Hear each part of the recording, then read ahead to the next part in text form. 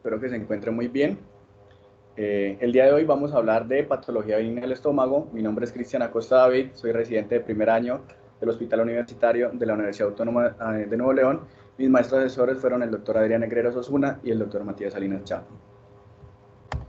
Entrando en contexto, vamos a hablar un poco de anatomía del estómago, el cual está ubicado en la parte del epigastrio y está conformado por 4 porciones, dentro de las cuales tenemos el cardias, que es la continuación como tal del esófago, hacia su parte superior. Vamos a tener el fondo gástrico o fundus también llamado, está el cuerpo, que es la área de mayor extensión, el antro, que después se continúa con el píloro. Es importante mencionar que la función como tal, o las 3 funciones que tiene el estómago son: la primera, de almacenamiento, ¿sí?, de como tal el alimento; la segunda es como de mezclar todo este bolo alimenticio con los jugos gástricos; y la tercera es la de tener la propulsión, ¿sí?, es decir, pasar este bolo alimenticio hacia la parte del bulbo duodenal. Importante también saber que se compone de una curvatura mayor, ¿sí?, con una convexidad, y una curvatura menor, en la cual está adherido el aumento menor y el aumento mayor respectivamente. Además también cuenta con 3 capas: la externa, ¿sí?, o longitudinal, ¿sí?, la media o circular, y la interna, que es oblicua.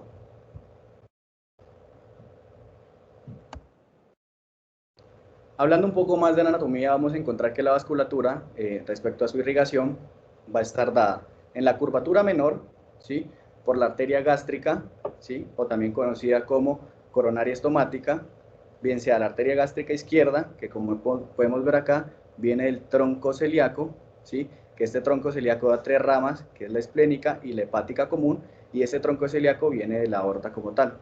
Y la arteria gástrica derecha, ¿sí?, la cual viene como tal, bien sea de la arteria hepática propia, o de la arteria hepática común, o de la gastroduodenal, que es de la hepática común.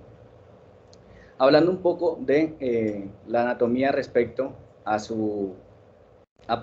y de la parte de la vasculatura, de la curvatura mayor, vamos a tener que las arterias van a ser por las arterias gastromentales, o también conocidas como gastroepiploicas, que vienen a dar la gastromental izquierda de la arteria esplénica, ¿sí?, y la arteria gastromental derecha, que es rama generalmente de la arteria hepática común. En cuanto a su drenaje venoso, la curvatura menor, vamos a tener que las venas gástricas, ¿sí?, de la izquierda drenan directamente hacia la vena porta, ¿sí?, y las gastromentales, ¿sí?, es muy similar, están formadas, pues van a la, bien sea a las venas gastromentales, que drenan posteriormente a la mesentérica superior, o a la vena esplénica, y pues luego a la vena porta. También es importante tener en cuenta que la gastromental izquierda también va a drenar como tal en las esofágicas inferiores. Hablando un poco más de los métodos de imagen, vamos a tener en cuenta que para la patología benigna del estómago vamos a contar dentro de los principales de la serie gastroduodenal, así ya no esté muy usada, y la tomografía computada. La serie gastroduodenal podemos ser o simple o doble, ¿sí? Está el contraste simple, que es con bario, o el doble, que es con bario más aire o pues más algún gas. Y la tomografía computada tiene un contraste oral positivo, que es con bario, y un contraste oral negativo. Y hacen positivo o negativo, hace referencia a la captación o a la radioopacidad o radiolucidez que se va a proyectar. En cuanto a la serie gastroduodenal, vamos a tener que es un contraste, bien sea simple, como había mencionado, con bario, o doble, que es con bario y gas. En esta imagen vamos a tener una serie gastroduodenal simple, en donde podemos observar el estómago, ¿sí?, el fondo, el cuerpo, la curvatura mayor, curvatura menor, el antro y el píloro como tal, y ya pues el bulbo duodenal. Es una imagen muy representativa y muy bonita, que pues si bien no vamos a encontrarla muchas veces así, pero sí podemos hacer el esfuerzo. El contraste como tal, como ya habíamos dicho, también puede ser pues en otras imágenes. Este también es un estudio, ¿sí?, varitado, donde vemos el estómago. Aquí vamos a observar el antro, Y pues este es el bulbo duodenal, el pirón, el bulbo duodenal y la segunda porción del duodeno. Esta, para ejemplificar un poco más, ¿sí? Una estructura normal como tal del estómago, con su curvatura menor, su curvatura mayor y las porciones del duodeno. Es importante que para un mayor recubrimiento hay que mover al paciente en varias posiciones para que todo este contraste recubra toda la mucosa.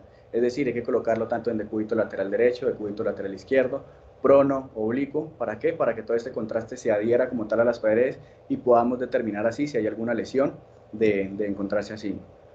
Y a su vez podemos ayudarnos de agentes como tal distensores, los cuales pues en nuestra institución utilizamos pues el Alka-Seltzer, que es bicarbonato de sodio, que nos va a poder permitir distender el estómago.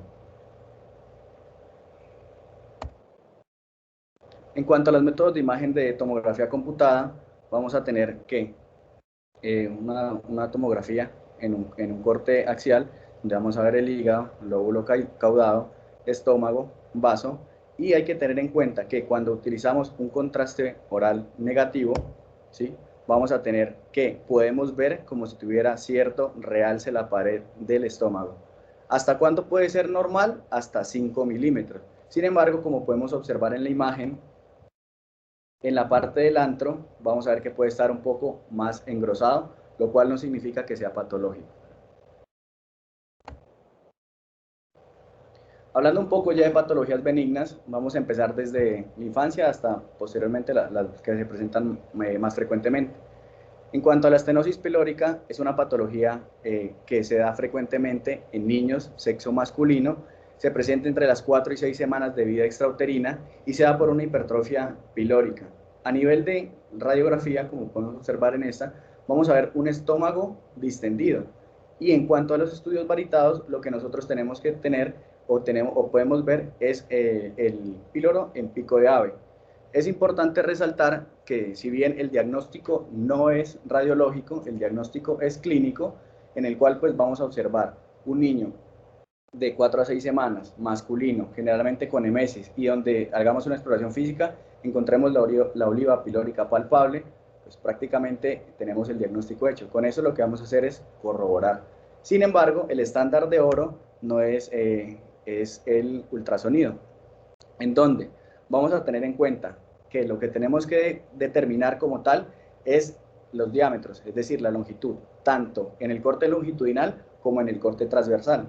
En esta ecografía de escala de grises, en corte longitudinal, vamos a observar que un criterio diagnóstico como tal, o que nos va a dar la idea de que tiene esta patología, es cuando está más de 15 milímetros en su eje longitudinal.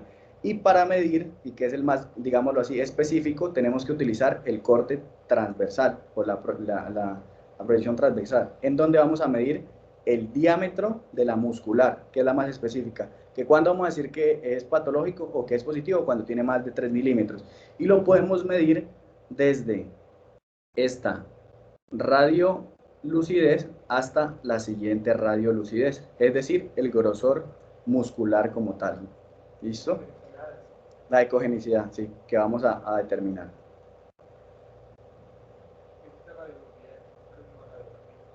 Ah, ok, sí, sí, perdón. Continuando con las patologías, vamos a hablar del divertículo gástrico. ¿Qué es un divertículo? Es una proyección externa, sacular como tal, sacular de la pared gástrica. Se localiza predominantemente hacia el fondo y hacia la pared posterior. Es importante tener en cuenta que tanto en tomografía como en estudios varitados, lo que vamos a determinar, bien sea, pueden ser estos niveles, en donde podemos observar, ¿sí? Como este nivel, que está formado obviamente por el gas, por el aire y por el bario. Estos pacientes pueden ser asintomáticos, generalmente los pacientes nacen con ello, es decir, es algo congénito, ¿sí? Y que se puede dar como tal es una complicación. ¿Cuál es la complicación que puede generar? Es que se puede ulcerar, perdón, se puede perforar o también puede sangrar. Respecto a hernias hiatales, tenemos que tener en cuenta que hay 3 grados. Dentro del primero está el grado 1, grado 2 y grado 3. El grado 1, el cual es el más frecuente, también llamadas como hernias de deslizamiento. El grado 2 o paraesofágica, ¿sí? Como su nombre lo indica, se da al lado del esófago, y el grado 3 o mixta, en la cual tenemos un componente de ambos, que es un poco raro. ¿Cómo lo vamos a determinar? Esta unión como tal del esófago con el estómago, o sea, la unión gastroesofágica, en el grado 1 va a estar por encima del diafragma. A diferencia que en la grado 2, como podemos ver, esta unión gastroesofágica se encuentra por debajo del diafragma. Y en el grado 3, pues ya está como tal alterada esta imagen. En esta podemos observar una hernia paraesofágica, es decir, grado 2 también, donde vemos el contenido, ¿sí?, de vario, el cual va llegando, pues esta es la unión gastroesofágica, el diafragma, y podemos ver que esta unión está por debajo, ¿sí? Entonces es muy importante reconocer como tal, pues la anatomía. En cambio, en la tomografía computada, con contraste oral positivo, vamos a encontrar una hernia como tal de deslizamiento.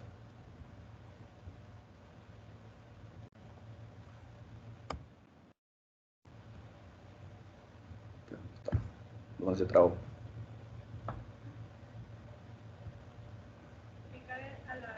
Abajo de tu... No, en la pantalla dice que la moderador. No me da el cursor.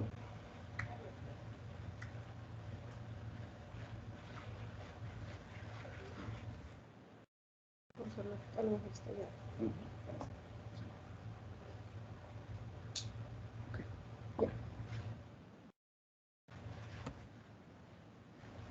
Perdón, sino que falló el equipo. El vólvulo gástrico, como tal, es una torsión del estómago sobre sí mismo, ¿sí? Hay varios tipos, ¿sí? Bien sea el órgano axial, que es el más frecuente y el cual es una urgencia, el mesentero axial o el mixto. El órgano axial como tal, ¿sí?, lo vamos a ver el eje pues a lo largo de su plano, en donde la curvatura mayor se va a disponer superior a la curvatura menor del estómago. Y el mesentero axial, la rotación como tal, se da que el píloro, ¿sí?, está por encima de la unión gastroesofágica. Entonces aquí más, pues vamos a encontrar ejemplos, ¿sí? El vólvulo gástrico está asociado a una hernia paraesofágica pues muy grande o gigante. Generalmente, pues como ya había mencionado previamente, la curvatura mayor es superior pues al antro, y hay dos puntos de torsión, en la unión gastroesofágica y en la unión pirórica, generalmente asintomática, a menos de que pues ya cause como tal esta zona de isquemia y que sea una urgencia operatoria como tal. Podemos determinar, ¿sí?, que la curvatura mayor, ya está más ejemplificado, está por encima de la curvatura menor. Aquí también podemos evidenciar en esta tomografía en reconstrucción coronaria.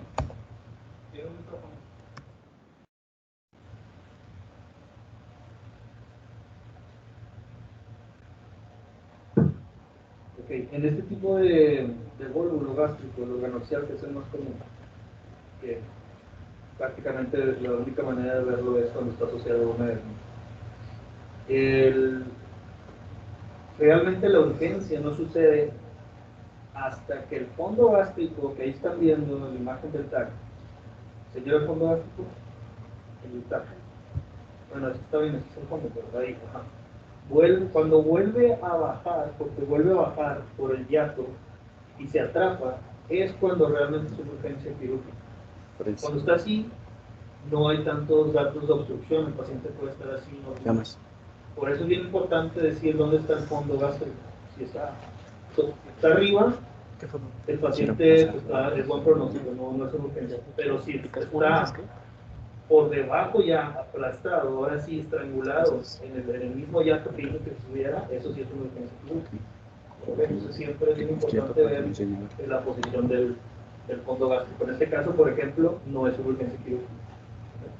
Si hay que reportarlo, y de hecho algunos radiólogos que ven mucho este tipo de pacientes mencionan que no hay que poner que es un vólvulo a menos de que esté el fondo debajo, o sea, que sea una urgencia verdadera, porque después, si tú le dices vólvulo, pues ya automáticamente para ellos es una urgencia. Digo, obviamente aquí lo importante es la comunicación con el cirujano, ¿no? Hablar de si sabes qué, pero el fondo está arriba, no está destrangulado, nada, porque también el paciente obviamente no va a hacer la misma clínica. Entonces siempre hay que ver bien dónde está el fondo en las órganos faciales. Muchas gracias, doctor. Respecto al volvulo gástrico mesenteroaxial, ¿sí?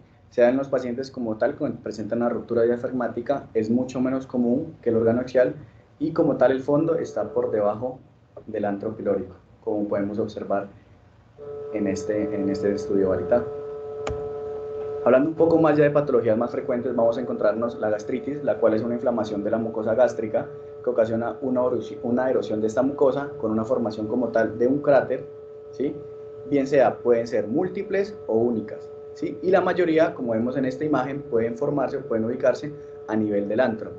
También podemos encontrar que estas gastritis como tal pueden dar hipertrofias de los pliegues mucosos y de la pared como tal, ¿sí? El estómago. El cuadro clínico de los pacientes pueden ser desde asintomáticos hasta presentar una epigastralgia, la cual es generalmente urente, sensación de pirosis, náuseas, emesis, hasta casos más graves en los cuales van a presentar hematemesis. Dentro de las etiologías vamos a tener múltiples. Generalmente, o de las más importantes, va a ser el Helicobacter pylori, porque está visto o está relacionado directamente con el carcinoma gástrico, según la teoría de Pelayo Correa, que es de Colombia. También tenemos los medicamentos, ¿sí? Lo cual va a dar como tal una serie que más vamos a hablar, cáusticos, los cuales va a generar una gastritis enfisematosa, que también más adelante vamos a hablar, eosinofílica, que es rara, la inflamatoria, infecciosas, pancreatitis y la hipertrófica o también enfermedad de Menetrier.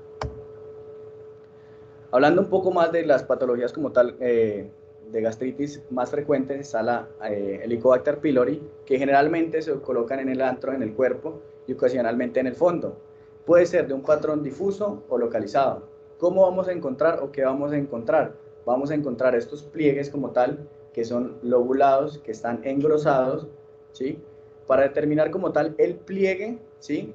Vamos a ver qué es esta radiolucidez, seguido del surco como tal, que es donde se deposita el contraste, por lo cual podemos observarlo, esta radiopacidad. Es decir, que aquí podemos determinar una marcada o un aumento, es decir, o un engrosamiento de más de 3 milímetros, ¿sí?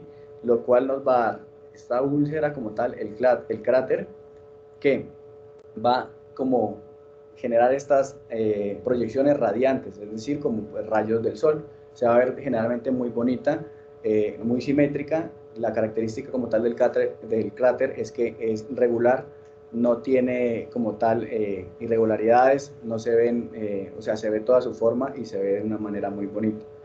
¿Qué es importante de la gastritis o como tal, que el clínico también la conozca? Porque generalmente, según el protocolo de Tokio para las endoscopias, tienen que hacerlo al menos de 5 lugares diferentes, porque se puede pasar, si lo toma bien sea la biopsia de 1 o de 2 lugares, ¿sí? Generalmente pues va a salir negativo. Entonces nuestro deber, tanto como médicos, a como llegar a ser pacientes o familiares, es exigir en parte que tengan el protocolo, como le digo, de Sydney, que es tomar de 5 áreas diferentes y al menos 2.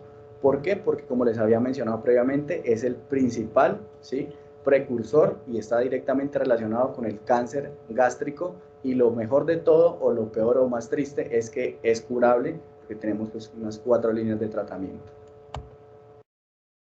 Respecto a la gastritis erosiva, puede darse por múltiples causas, dentro de las cuales están los medicamentos, que es la principal, ¿sí? Uso de aspirinas, esteroides o medicamentos como el clopidogrel. En esta gastritis erosiva pueden ser completas o erosiones varioliformes. ¿Por qué llaman varioliformes? Porque tienen similar a la viruela, o sea, las lesiones de la viruela, ¿sí? Vamos a ver este borde como tal muy bien definido con el cráter, que generalmente es central. Entonces vamos a determinar esos halos radiolúcidos que comprenden a una mucosa edematosa como tal. También la literatura la menciona a esta gastritis varioliforme como una gastritis verrucosa, gastritis erosiva crónica, ¿sí? Pero eso corresponde ya a un diagnóstico como tal endoscópico. Y también vamos a tener en cuenta que estas múltiples, digamos, erosiones o cráter van a generar un remodelado como tal, que van a hacer que haya una falta como tal de una distensibilidad completa del estómago. Aquí vamos a tener como tal pues la gastritis erosiva, donde vamos a poder ver los pliegues, ¿sí?, amplios, como les había mencionado también lo de la úlcera, pero más adelante vamos a hablar como tal de las úlceras, bien sea benignas y malignas, y hacer una diferenciación adecuada, la cual es lo más importante para nosotros desde el área de radiología. En cuanto a la gastritis enfisematosa, hay que tener en cuenta, o pues no podemos confundirnos, que no es lo mismo hablar de gastritis enfisematosa a enfisema gástrico benigno, porque son dos patologías muy diferentes, las cuales pueden ser, bien sea en el enfisema gástrico benigno, que es una presencia de aire en la pared del estómago, su evolución es benigna y es un producto de la disrupción de la mucosa, ¿sí? Y se da como una sección en el cual el aire se mete como tal por la pared. Y las causas pueden ser desde una obstrucción pilórica o intestinal hasta múltiples etiologías. Generalmente es un paciente joven que debuta o que presenta vómitos o sea, frecuentemente severos, y el cual daña como tal esa irrupción y por ahí va a permitir el paso del aire. A diferencia de la gastritis enfisematosa como tal, que se debería usar estrictamente cuando la fuente de gas es infecciosa, ¿sí? ¿Y por qué es importante determinar? Porque el enfisema gástrico benigno tiene una mortalidad muy baja, a diferencia de la gastritis enfisematosa, que tiene una mortalidad, si es en pacientes ancianos y diabéticos, generalmente del 60 al 70%, pero puede, digamos, verse también en los pacientes con intento suicida por la ingestión bien sea de cáusticos o álcalis, en la cual hay una disrupción, pero esta mortalidad no es tan alta como el 60 al 70, sino que puede bajar entre el 30 y el 40%, depende en cuánto se demore el paciente en llegar y se le instaure el tratamiento. El tratamiento como tal pueden ser antibióticos o manejo quirúrgico. Entonces, es importante determinar, aquí podemos ver una tomografía en donde observamos, ¿sí?, estas hipodensidades, ¿sí?, en la pared, las cuales son o corresponden a el aire que está dentro de ellos. Y sobre todo que esos pacientes, como acuérdense de la clínica, ¿dónde lo voy a sospechar? Pacientes ancianos y diabetes. Un paciente joven, no tiene diabetes, no voy a sospechar que es una gastritis enfisematosa. Otra cosa, ahí se ve una burbuja de aire en el segmento hepático 8.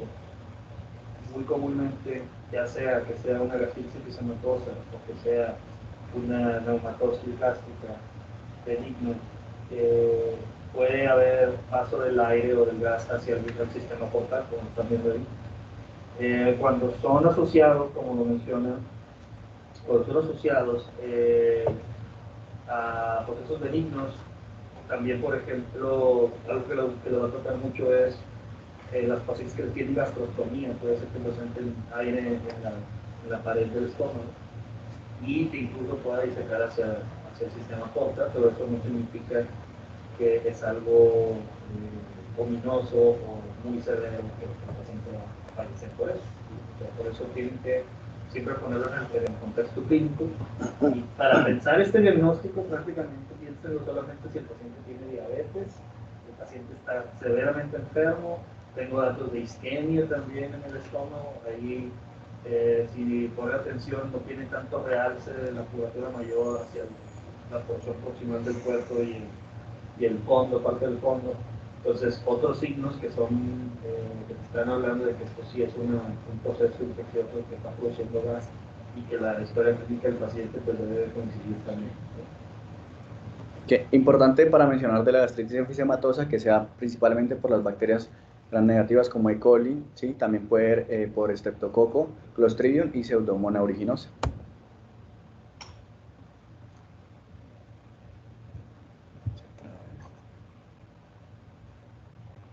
En cuanto a la gastritis atrófica, vamos a ver que es una pérdida de la mucosa normal como tal, pueden ser por causa autoinmune o una exposición prolongada a la infección por Helicobacter pylori.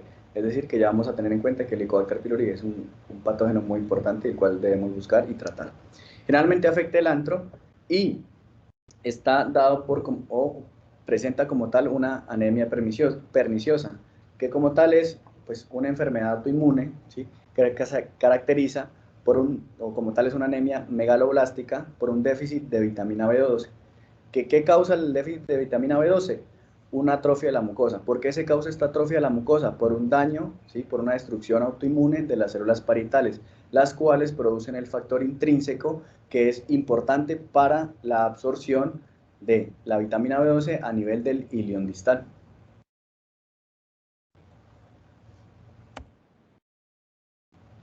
Respecto a la gastropatía o la gastritis hipertrófica o también determinada como enfermedad de Menetrier, vamos a ver un engrosamiento de los pliegues gástricos, como podemos ver, bien sea con o sin la úlcera, frecuentemente da más a los pacientes masculinos. La etiología no es conocida como tal y generalmente debemos pensar en los pacientes que dan o que tienen posteriormente un proceso infeccioso, bien sea viral, dentro de los cuales encontramos el citomegalovirus, o bacteriano, en el cual encontramos el Helicobacter pylori. ¿Y por qué es importante? Porque puede predisponer a un adenocarcinoma gástrico.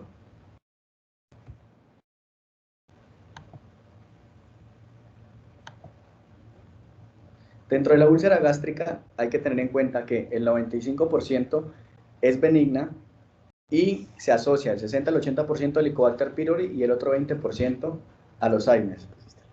Y dentro de las malignas van a corresponder al 5%. Generalmente la mayoría son mayores de 1 centímetro, sin embargo podemos encontrar que bien sea pueden ser gigantes, las cuales tienen un riesgo aumentado como tal de complicaciones, como cuáles, como la perforación o pues su ruptura como tal.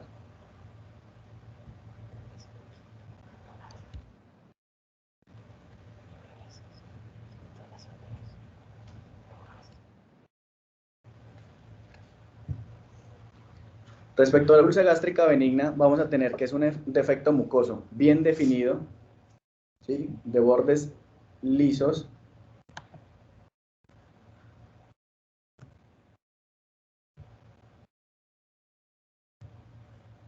¿sí? El cráter de bordes lisos, regulares, en donde vamos a encontrar estas proyecciones como tal radiantes que hacen parte del pliegue mucoso. La podemos ver, pues, digamos que muy bien ubicada, bien bonita, bien delimitada. Se proyecta más allá del contorno del estómago, ¿sí? Es muy importante, a diferencia de las malignas, las cuales no proyectan más allá de la curvatura como tal, y ese signo del no proyectarse más allá se determina como el signo de Coman, que ya lo vamos a ver.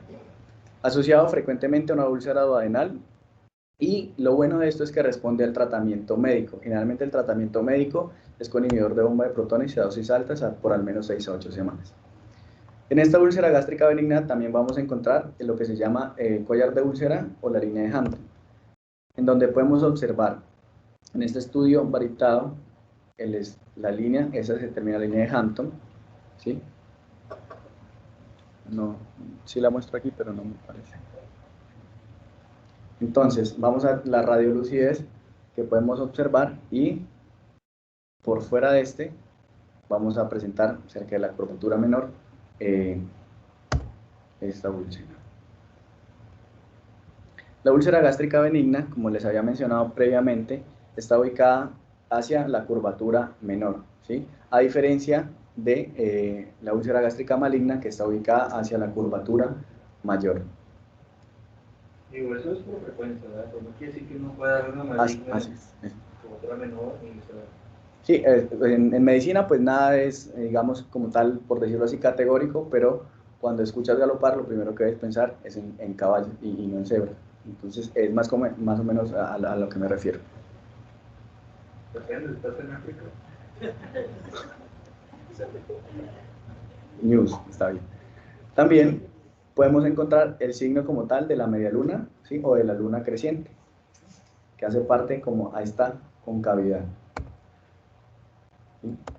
A diferencia de la úlcera gástrica maligna, en donde los bordes son irregulares, son asimétricos, vamos a tener pliegues interrumpidos, no se proyecta, ¿sí? Más allá del contorno del estómago y tienen el signo del karma como tal, ¿sí?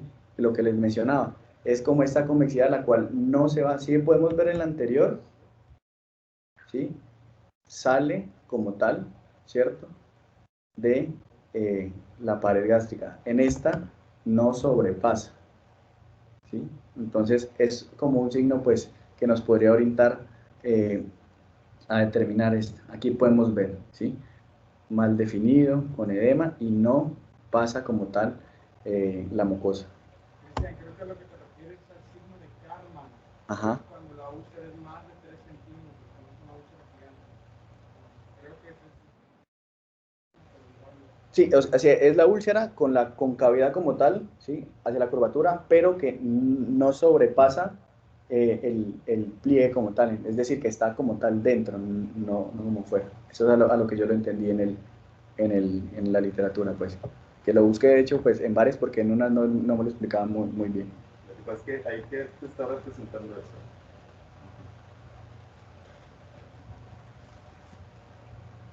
Aquí.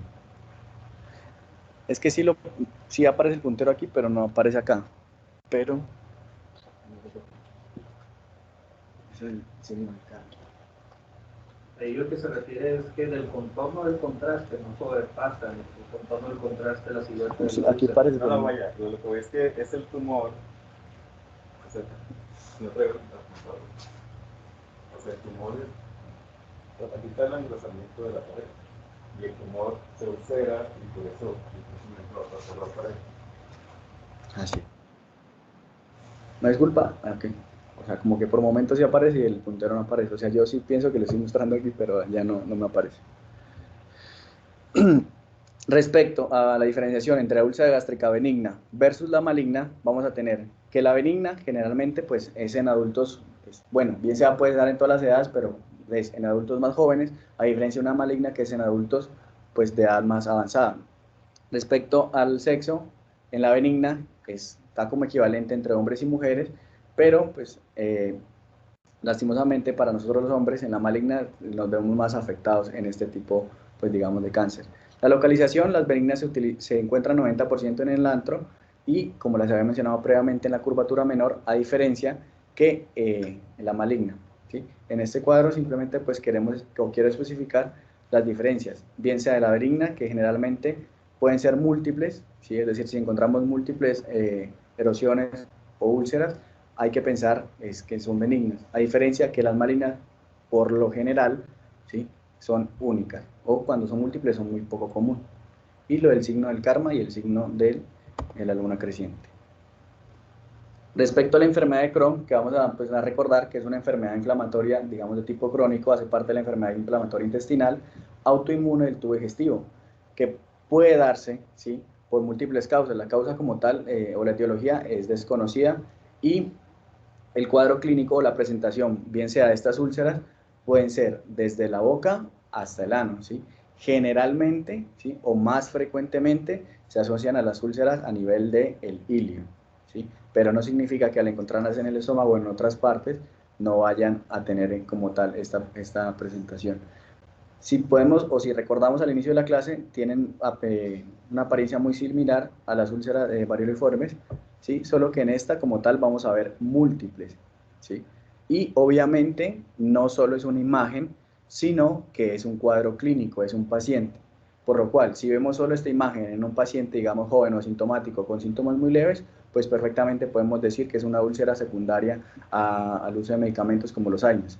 Pero si vemos a una paciente la cual tiene fiebre, diarrea crónica, pérdida de peso inintencionado, ¿sí?, dolor abdominal y hasta hemorragia rectal, todos estos síntomas nos hacen pensar a que es más enfocado hacia una enfermedad de Crohn y no hacia una, digamos, enfermedad por una gastritis erosiva.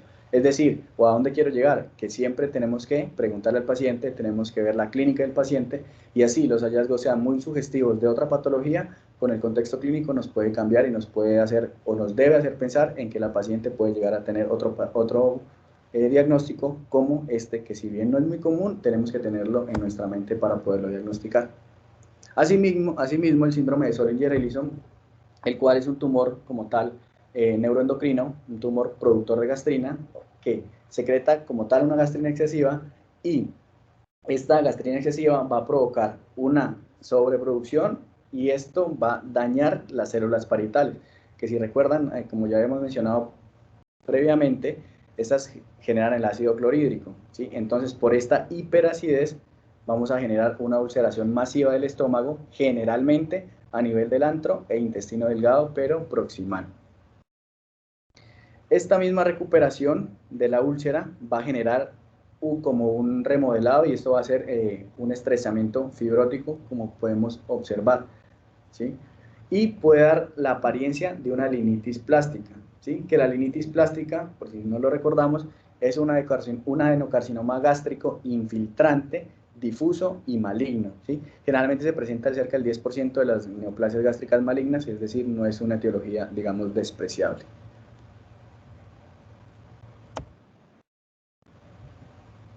Continuando con nuestro tema, vamos a hablar un poco de besobares gástricos, en donde es una patología que, pues, de hecho, hemos observado aquí en nuestra institución, que pues si bien no he rotado, pero sí he escuchado, en la cual vamos a ver que pueden ser de varios tipos, dentro de las cuales tenemos los fitobesoares, tricobesoares, lactobesoares o farmobesoares. Y su nombre, pues como lo indica, es debido a su contenido. ¿Sí? Los fitobesoares son un material vegetal, trico, pues de tricotilomanía como tal, que viene pues del griego, que significa pelo o cabello, lacto, la leche, y los fármacos, que son múltiples medicamentos. Y se da por este acúmulo de sustancias, las cuales no son digeribles. ¿Sí? En esta TAC, en corte axial, y en esta con reconstrucción coronal, vamos a observar, ¿sí?, esta imagen, ¿sí?, con unos bordes bien definidos, con unas hipodensidades dentro, las cuales nos tienen que hacer pensar y nos pueden, digamos, orientar. ¿En qué pacientes más bien tenemos que tener en cuenta? En los pacientes con un déficit o una discapacidad intelectual, ¿sí?, o un paciente que tenga un trastorno psiquiátrico, que empiezan, digamos, a consumir, digamos, cabello y no nos damos cuenta, ¿sí? Otras causas también comunes son las causas que generan posterior a una cirugía reconstructiva, ¿sí?, que provoque un lumen como tal pequeño del estómago y eso haga que esos materiales no digeribles no continúen, pues posteriormente van a generar como un cuadro de obstrucción. De hecho, hace un mes tuvo un paciente con un abdomen agudo, se sospechaba como una obstrucción, y cuando se fue al proceso operatorio era un besoar, que sí lo diagnosticamos por la imagen.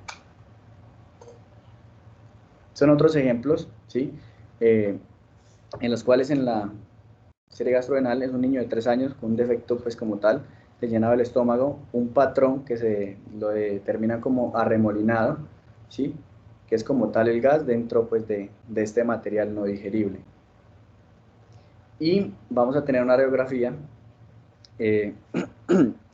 con contraste pues, oral positivo, con contraste oral, perdón, y vamos a tener las múltiples como áreas en las cuales proyectan o como absorben con tal este contraste.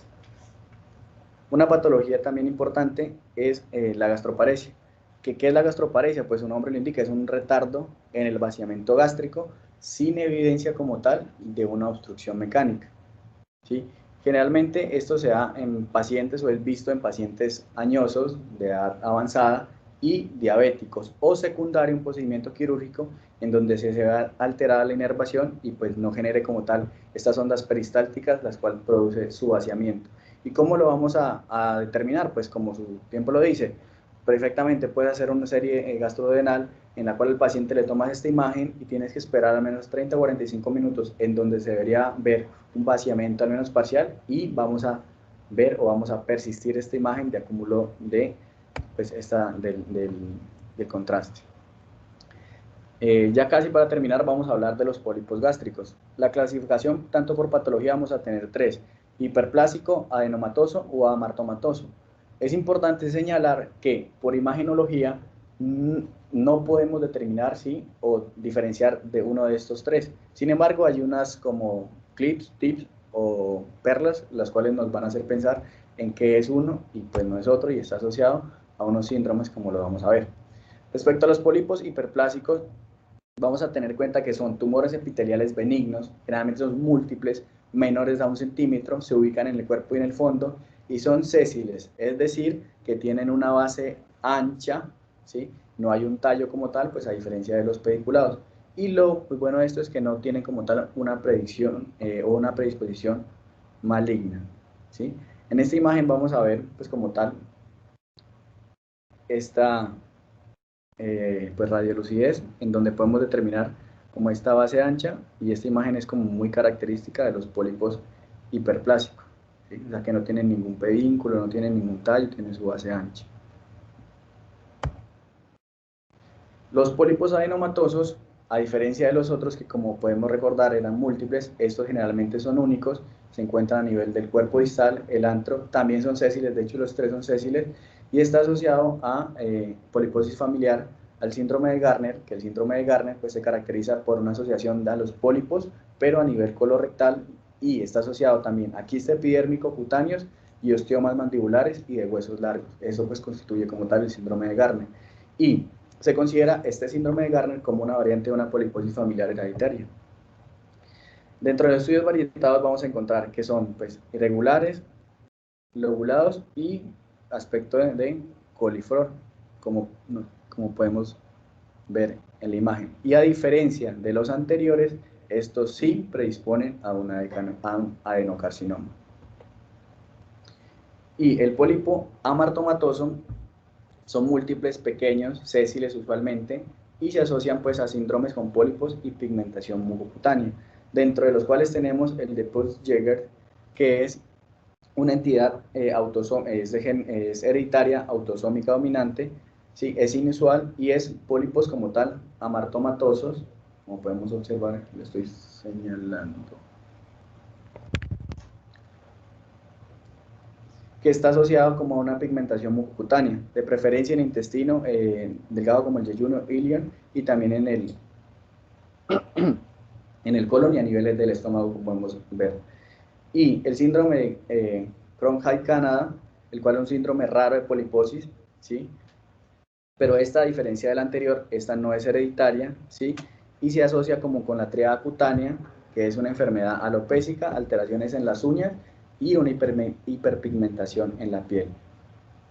Y otra enfermedad también que es la enfermedad de Cowden, que son una genodermatosis, es decir, un conjunto de enfermedades de origen genético que causan alteraciones a nivel de la piel y pues también van a causar masas a nivel de mama y tiroides, por lo cual en estas pacientes que tienen masa en mama y tiroides hay que investigar o hay que buscarles intencionadamente esos pólipos adenomatosos a nivel del estómago, porque pueden predisponer a un cáncer.